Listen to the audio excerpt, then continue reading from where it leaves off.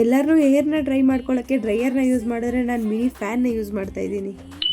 Hi hello ಎಲ್ರಿಗೂ ನಮಸ್ಕಾರ, welcome to my mini blog. ನೆನ್ನೇನೋ ಆಸೆಯಿಂದ ಗಿಣ್ಣ ಮಾಡಿದ್ದೆ ಅಂತ ಗಿಣ್ಣ ತಿಂದೆ. ಇವತ್ತು ಬೆಳಗ್ಗೆ ಎದ್ದು ನೋಡಿದ್ರೆ ಮೂಗು ಕಟ್ಕೊಂಡಿದ್ದೆ, ಈ ಕಡೆ ತಲೆನೂ ಭಾರ ಆಗಿದೆ. ಇನ್ನು ಅದೇ ನೋವಿಂದ ಅಡುಗೆ ಮನೆ ಕಡೆ ಬಂದೆ. ಇವತ್ತು ತಿಂಡಿಗೆ ಚಪಾತಿ ಹಾಗೆ ಕ್ಯಾಪ್ಸಿಕಮ್ ಪಲ್ಯ ಮಾಡ್ಕೊತಾ ಇದ್ದೆ. ಹಾಗಾಗಿ ಪಲ್ಯದ ರೆಸಿಪಿನ ನಿಮ್ ಜೊತೆನೂ ಶೇರ್ ಮಾಡ್ಕೊತಾ ಇದ್ದೀನಿ. ಫಸ್ಟ್ ಕ್ಯಾಪ್ಸಿಕಮ್ನ ಆ ಸೈಜಲ್ಲಿ ಕಟ್ ಮಾಡ್ಕೊಂಡು ತಗೋಬೇಕು. ಇನ್ನೊಂದ್ ಕಡೆ ಜಾರಿಗೆ ಕಾಯಿ, ಹಸಿರು ಮೆಣಸಿನಕಾಯಿ, ಸ್ವಲ್ಪ ಬೆಳ್ಳುಳ್ಳಿ, ಹಾಗೆ ಕೊತ್ತಂಬರಿ ಸೊಪ್ಪು, ಜೊತೆಗೆ ಸ್ವಲ್ಪ ಉಪ್ಪು, ಹಾಗೇನೆ ಜೊತೆಗೆ ಹುಣಸೆ ಹಣ್ಣು, ಹಾಗೇನೆ ಸ್ವಲ್ಪ ಬೆಲ್ಲನ ಹಾಕೋತಾ ಇದ್ದೀನಿ. ಅದ್ರ ಜೊತೆಗೆ ಸ್ವಲ್ಪ ಗರಂ ಮಸಾಲ, ಆಗ್ಲೇ ಹುರ್ದಿಟ್ಕೊಂಡಿದ್ ಕಡ್ಲೆ ಬೀಜ ತಣ್ಣಗಾಗಿತ್ತು, ಅದನ್ನು ಕೂಡ ಆಡ್ ಮಾಡ್ಕೊಂಡು ನೀರ್ ಹಾಕ್ತಲೆ ಹಂಗೇನೆ ಒಂದ್ ರೌಂಡ್ ರುಬ್ಕೋತಾ ಇದ್ದೀನಿ. ಇನ್ನೊಂದ್ ಕಡೆ ಬಾಣ್ಲಿ ಇಟ್ಟು ಎಣ್ಣೆ ಕಾದ್ಮೇಲೆ ಸ್ವಲ್ಪ ಸಾಸಿವೆ, ಸ್ವಲ್ಪ ಕರ್ಬೇವಿನ ಸೊಪ್ಪು, ಹಾಗೇನೆ ಕಟ್ ಮಾಡಿ ಇಟ್ಟಿದ್ದಂತ ಕ್ಯಾಪ್ಸಿಕಮ್ ನ ಹಾಕೊಂಡು ಒಂದ್ 5 ನಿಮಿಷ ಎಣ್ಣೆಲೆ ನೀಟಾಗಿ ಬಾಡಿಸ್ಕೋಬೇಕು.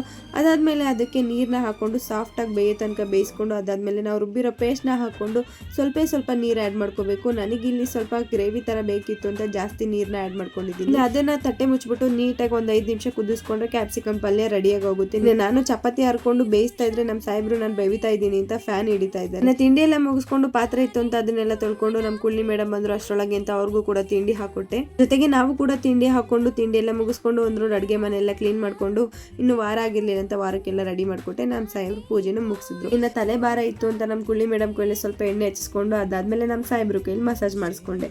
ಇನ್ನು ಅವರು ಕೆಲ್ಸಕ್ಕೆ ಅಂತ ನಮಸ್ಕಾರ ಮಾಡ್ಕೊಂಡು ಹೊರಟ್ರು. ಅದೇ ಗ್ಯಾಪ್ ಅಲ್ಲಿ ಜೋರಾಗಿ ಮಳೆ ಕೂಡ ಸ್ಟಾರ್ಟ್ ಆಯ್ತು. ಇನ್ನ ಮಳೆ ನಿಂತ್ಮೇಲೆ ಈ ಮೇಡಮ್ ಅವರು ನನಗೆ ಬಾಯ್ ಮಾಡ್ಬಿಟ್ಟು ಟೀ ಕುಡ್ಕೊಂಡು ಹೊರಟ್ಲು. ಇನ್ನು ಸಂಜೆಯಿಂದ ನಾನು ಫ್ರೆಶ್ ಅಪ್ ಆಗಿ ಎಂತ ಕೆಲಸ ಮಾಡ್ತಾ ಇದ್ದೀನಿ ನೀವೇ ನೋಡಿ. ಎಲ್ಲರೂ ಹೇರ್ ಡ್ರೈ ಮಾಡ್ಕೊಳ್ಳೋಕೆ ಹೇರ್ ಡ್ರೈಯರ್ ನ ಯೂಸ್ ಮಾಡ್ತಾರೆ. ನಾನು ಮಿನಿ ಫ್ಯಾನ್ ನ ಯೂಸ್ ಮಾಡ್ತಾ ಇದ್ದೀನಿ. ಹೇಗೈತಾ ಇದೆಯಾ? ನನ್ನ ತಲೆಯಲ್ಲೇ ಅನ್ಸುತ್ತೆ ಇಂಥ ಡಬ್ಬ ಐಡಿಯಾಗಳೆಲ್ಲ ಬರೋದು. ಹಂಗೂ ಹಿಂಗೂ ಈ ಪ್ಲಾನ್ನೇ ಯೂಸ್ ಮಾಡಿಕೊಂಡು ಸ್ವಲ್ಪ ತಲೆನ ಆರಿಸ್ಕೊಂಡು, ಅದಾದ್ಮೇಲೆ ನೀಟಾಗಿ ಫ್ರೆಶ್ ಅಪ್ ಆಗ್ಬಿಟ್ಟು, ಮಳೆ ಬರ್ತಾ ಇದ್ದು ಆದ್ರೂ ಕೂಡ ದೇವಸ್ಥಾನಕ್ಕೆ ಹೋಗ್ಬೇಕು ಅಂತ ಛತ್ರಿನ ಹಿಡ್ಕೊಂಡು ದೇವಸ್ಥಾನದ ಕಡೆ ಹೊರಟು. ನನ್ನ ತಿಪ್ಟೂರಲ್ಲಿ ಈ ಸಿಗ್ನಲ್ ಬರೋಕ್ಕೂ ಮುಂಚೆ ಟ್ರಾಫಿಕ್ ಅಂತ ಅನಿಸ್ತಾನೆ ಇರಲಿಲ್ಲ. ಈ ಸಿಗ್ನಲ್ ಹಾಕಾದ್ಮೇಲೆ ಎಲ್ಲಿದ್ವಪ್ಪ ಇಷ್ಟೊಂದು ವೆಹಿಕಲ್ ಅನ್ನಂಗೆ ಆಗುತ್ತೆ.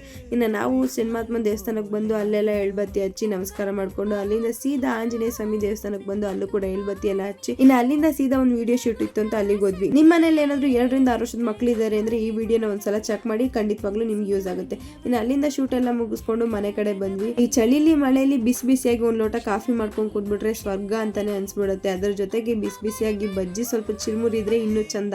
ಈ ವ್ಲಾಗ್ ಇಷ್ಟ ಲೈಕ್ ಮಾಡಿ, ನನ್ನ ಪೇಜ್ನ ಫಾಲೋ ಮಾಡ್ಕೊಂಡು ಮರಿಬೇಡಿ.